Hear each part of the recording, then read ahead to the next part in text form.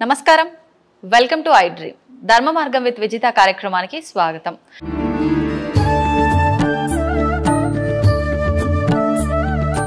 నమస్కారం అండి. నమస్తే అమ్మా. గురువు గారు, స్వామివారికి పచ్చకర్పూరంతో బొట్టు పెట్టడం అనేది చూస్తుంటాం నామం లాగా. అయితే అసలు నిజంగా ఈ బొట్టు పెట్టడం వెనకాల ఉద్దేశం ఏంటి? ప్రత్యేకించి పచ్చకర్పూరంతో బొట్టు అంటే నాకైతే వినటానికి కొంచెం కొత్తగానే ఉంది. నిజంగా స్వామివారికి ఈ బొట్టు పెట్టే విధానం అంతా కూడా ముందు నుంచే ఉందా, లేదంటే ఒక్కొక్కరు ఒక్కొక్క రకంగా అలంకరించుకుంటారు కదా స్వామివారిని, అందులో భాగంగా ఇది విధానం సాగుతుందా? దాని గురించి ఏం చెప్పొచ్చు అంటారు? అంటే రామానుజాచార్యులు వారు ప్రథమంగా అప్పటి నుంచి కూడా అంటే ఏదైతే స్వామివారికి కేవలం ఈ నుదుట ఏదైతే ఉంటుందో ఈ భాగం దగ్గర, తర్వాత చుబుకం దగ్గర కూడా అప్పట్లో ఏమైంది అంటే కనుక ఈయనే చూడండి, ఈయన భక్తుడు ఈయనకి కావాల్సిన సేవ చేద్దామని వెళ్తూ ఉంటే ఈయన భక్తుడు ఇబ్బందుల్లో ఉన్నారని ఈయన చిన్నపిల్లాడి వేషంలో వెళ్ళి నేను సహాయం చేస్తాను అని చెప్పేసి అంటే కాదు అని చెప్పేసి ఆయన ఒక గుణపం విసరడంతో తగులుతుంది. అప్పుడు పచ్చకర్పూరం అప్పటి నుంచి కూడా ఆయనకి పెడితే చలవ చేస్తుంది అని. అదేవిధంగా స్వామివారి యొక్క ముఖానికి ఈ పచ్చకర్పూర నామం అలంకరణం చేయడం వల్ల ప్రపంచం అంతా సంతోషంగా ఉంటుంది. అంటే స్వామివారికి చలవ చేస్తుంది అంటే ప్రపంచం అంతా కూడా మంగళకరం జరుగుతుంది అని చెప్పేసి ప్రతీక అన్నమాట. ఆ విధంగా స్వామివారికి ఒక్కొక్క ఆలయంలో ఒక్కొక్క విధంగా ఆచరణ అనేది జరుగుతూ ఉంటుంది. అలాగే మన ఆలయంలో పౌర్ణమికి కూడా స్వామివారికి నవకలశ స్థాపన తిరుమంజన మహోత్సవం అని చెప్పి స్వామివారికి అభిషేక కార్యక్రమం అవుతుంది. అయిన తర్వాత అప్పుడు ఈ ఆరాధన పూర్తవుతుంది. ఇదే భాగంలో మన అలంకరణ భాగంలో ఈ యొక్క పచ్చకర్పూర నామాన్ని అనేది మనం స్వామివారికి అలంకారప్రాయంగా పెడతాం అన్నమాట. అంటే మంచి పచ్చకర్పూరాన్ని తీసుకుని దాన్ని శుభ్రంగా వాస్తవంగా పూర్వం అయితే ఇంకా ఒక పల్చటి వస్త్రంలో పెట్టి దాన్ని బాగా కొట్టేవారు. అంటే బాగా పొడి కింద తయారు చేసి ఆ తర్వాత దాంట్లో నీళ్ళు అవి కలిపి నెమ్మదిగా ఒక ముద్ద కింద చేసి గంగా జలాన్ని అలా తయారవుతుందా అండి ముద్దలాగా? అయ్యో తయారవుతుంది ఖచ్చితంగా. మేము పెడుతూనే ఉంటాం కదా. ఒక్కొక్కసారి స్వామివారి ఏదో ఒక మాల అలంకారం చేస్తుండగానే అంటే నా గుడి వరకు చెప్తున్నాను, మిగిలిన గురించి కాదు. పౌర్ణమికి పెడతా ఉంటాను కదా నేను. అప్పుడప్పుడు ఒక్కొక్కసారి టక్మని వదిలేస్తాను. ఏదో చిన్న ఇలా తగిలితే మాల దారం కానీ ఇది కానీ తగిలితే వదిలేస్తారు. అలాగా చెప్పలేం. అంటే కాబట్టి ఆయన ఏంటంటే ఖచ్చితంగా పెట్టించుకోవడం, ఈ యొక్క ముద్దలా చేసి ఆ గంగాజలాన్ని కలిపి నెమ్మదిగా స్వామివారికి అద్దుతూ ఆ యొక్క అలంకారం అనేది చేస్తాం. అదేంటంటే సమయం తీసుకుంటుంది. అంటే వెంటనే అవదు, 40 నిమిషాల నుంచి గంట దగ్గర పడుతుంది. అంటే ఓన్లీ ముద్దంతా తయారు చేసిన తర్వాత బొట్టు పెట్టడానికా మొత్తం ప్రాసెస్ అంతా కలిపి మొత్తం ఇంకా A to Z స్వామివారి నామం అంతా పూర్తిగా పెట్టడానికి గంట పట్టేస్తుంది. ముద్ద చేయడము, ఆ తర్వాత అంటే అందులో కొంచెం నీటి చుక్క కూడా ఉండకూడదు. కొంచెం చాలా ఎంత నీరు కావాలో అంత జాగ్రత్తగా వేసుకుని జాగ్రత్తగా పెట్టుకుని షేప్ చేసుకుని చేసుకోవాలి. అదేవిధంగా ఏదో పూర్వం కూడా నేను ఇప్పటికీ యూట్యూబ్లో ఉంటుంది, వెంకటేశ్వర స్వామి ఏడుస్తున్నారు అని చెప్పేసి. ఏంటంటే అలా పచ్చకర్పూరం నామం పెడితేనే ఆ యొక్క కర్పూరం అంతా మనం గట్టిగా నొక్కుతాం కదా, దానివల్ల ఎయిర్ టైట్ అయ్యి ఆ నీరు ఏదైతే కొంచెం నీరు బయటకు వచ్చేస్తుంది. ఆ నీరు వచ్చినప్పుడే స్వామివారు ఏడుస్తున్నారు అది ఇది అన్నారు. అదేం కాదు. పచ్చకర్పూర నామం అలంకారం చేసిన తర్వాత ఒక గంట నీరు కారుతుంది కొంచెం. ఆ నీరు కారిన తర్వాత అది అలాగా స్వామివారు గట్టిగా అలా ఉంచుకుంటారన్నమాట. అది ఎవరైనా సేవ చేయించుకుంటే, ఉదాహరణకి మీరున్నారనుకోండి, మా స్వామివారికి ఈ నెల పచ్చకర్పూరం సేవ నేను చేయించుకోవాలనుకుంటున్నానండి అన్నారనుకోండి, అది మీ గోత్రనామాల మీద మేము పెడతాం. ఇప్పుడు ఏదైనా సేవ చేస్తున్నాము అంటే నాకున్న ఏదో ఒక ఇబ్బంది తొలగడానికో, నేను ఏదైనా సంకల్పం చేసుకున్నది నెరవేరడానికో చేస్తాం కదండి. ఇప్పుడు ఇది చేయటం వల్ల ఎటువంటి ఫలితం ఉంటుంది చేయించుకున్న వాళ్ళకి? ఎటువంటి కార్యక్రమం అంటే చాలా ఇబ్బంది కలుగుతున్నటువంటి పనులు ఏవైతే ఉన్నాయో, అంటే ఆటంకాలు విపరీతంగా ఉంటాయి చూసారా, అటువంటివన్నీ కూడా తొలగిపోతాయి ఖచ్చితంగా. అంతేకాకుండా కోర్టు కేసులు ఇటువంటివన్నీ కూడా అంటే ముందు మన ఇల్లు చల్లబడుతుందండి. ఇల్లు చల్లబడడం అంటే మనకి అధికమైన ఇబ్బంది కలిగిన పనులు ఏవైతే ఉన్నాయో అవన్నీ క్లియర్ అవ్వడానికి మార్గాన్ని స్వామివారు చూపిస్తారు. అదేవిధంగా మీరు ఉదాహరణకి మీరు చేసుకున్నారు అనుకోండి సేవ, సంకల్పంలో మీ గోత్రం నామం చెప్పేసి మీకు ఈ కోరిక ఏదైతే ఉందో అది విన్నవించి స్వామివారికి శుభ్రంగా అలంకారం చేస్తాం. ఎవరు లేరు అనుకుంటే ఆలయ వ్యవస్థ ఉంటుంది కాబట్టి ఆలయ వ్యవస్థ ద్వారానే లోక కళ్యాణార్థం చేసేస్తాం. మళ్ళీ అది విడిచిపెట్టినప్పుడు కూడా స్వామివారు మళ్ళీ తీసినప్పుడు మళ్ళీ పౌర్ణమికి తీస్తాం. అంటే ఇక్కడ మన ఆలయంలో సో అది తీసినప్పుడు ఒక్కొక్కసారి అలాగా అచ్చులాగా ఇచ్చేస్తే మీరు సేవ చేయించుకున్నారు కదా మీకు బహుకరిస్తాం. ఆ నెలంతా స్వామివారికి ఉన్నటువంటి ఈ పచ్చకర్పూర బొట్టు ఏదైతే ఉందో అది మీకు మీకే ఇచ్చేస్తాం. మేము దాన్ని ఏం చేయాలి? మీరు ఏం చేయాలంటే మీ ఇంట్లో ఐశ్వర్యం కలిగిన బీరువా, ఈ బీరువాలో ఐశ్వర్యం పెట్టే చోట, వస్త్రాలు పెట్టే చోట లాకర్లో పెట్టుకోవాలి. అది అలా ఉంచుకోవాలి. అది ఇంటికి మంచి జరుగుతుంది అలాగా.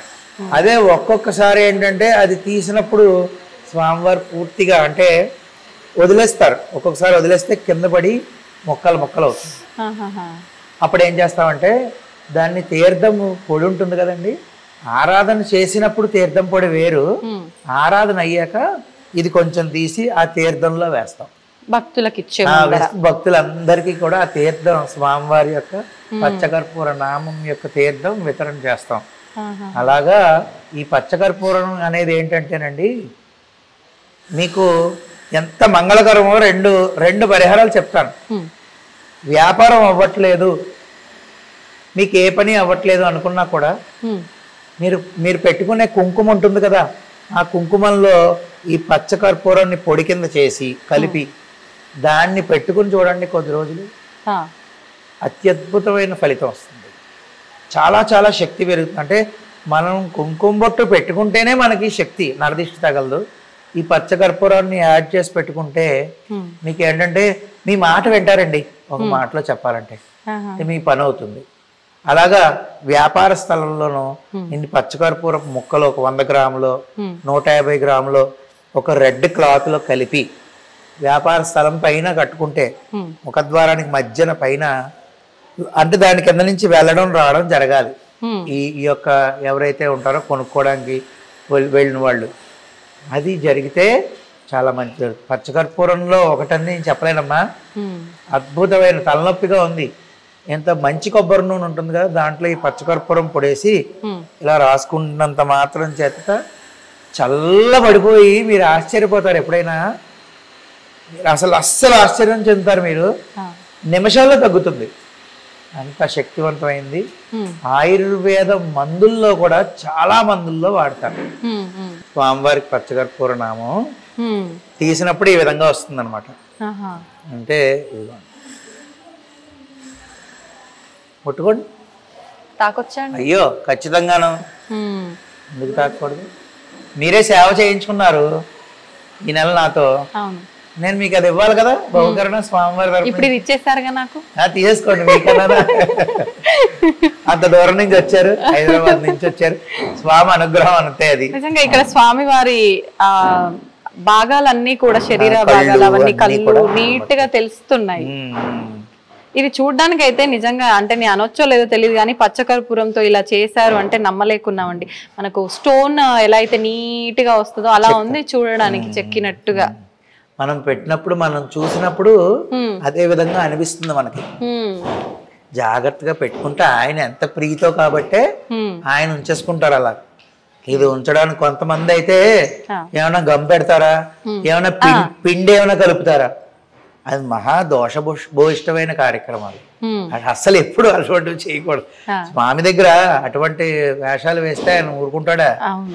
కేవలం పచ్చ కర్పూరము గంగాజలమే. ఏ సంవత్సరం పుష్కరాలు అవుతుంటే ఆ సంవత్సరం పుష్కరాల నుంచి నీళ్లు వస్తాయి మనకి ఆలయం నుంచి. ఆయన రప్పించుకుంటాడు, మందేముంది కానీ ఆ నీళ్లు వాడుతూ ఉంటాం అలా జాగ్రత్తగా దాచి.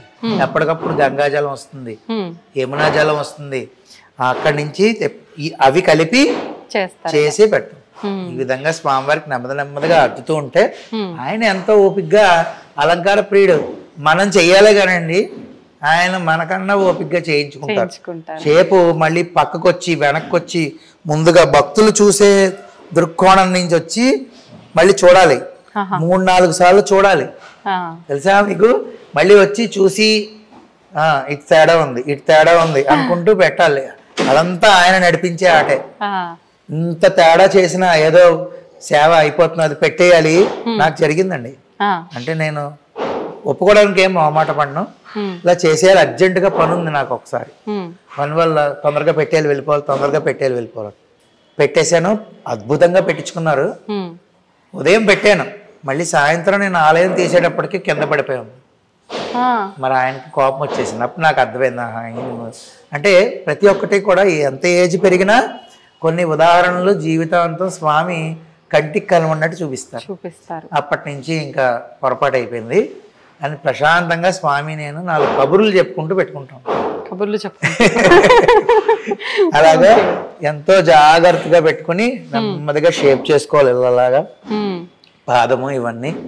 ఆ విధంగా ఆయన అంత ఓపిగ్గా పెట్టించుకుంటాడు, మనం అంత ఓపిగ్గా పెట్టాలంతే. ఇప్పుడు ఈ బొట్టు పెట్టేటప్పుడు ఎప్పుడు చూసినా స్వామివారు కళ్ళు మూసుకొని ఉంటారా? మరి ఈ బొట్టు వల్ల మీరు కళ్ళు మూసేస్తారా స్వామివారి తెలియదు, కానీ విగ్రహం చూసినప్పుడల్లా స్వామివారి నా మూర్తిని అలా చూస్తే ఆయన కళ్ళు కనిపించవు మనకి.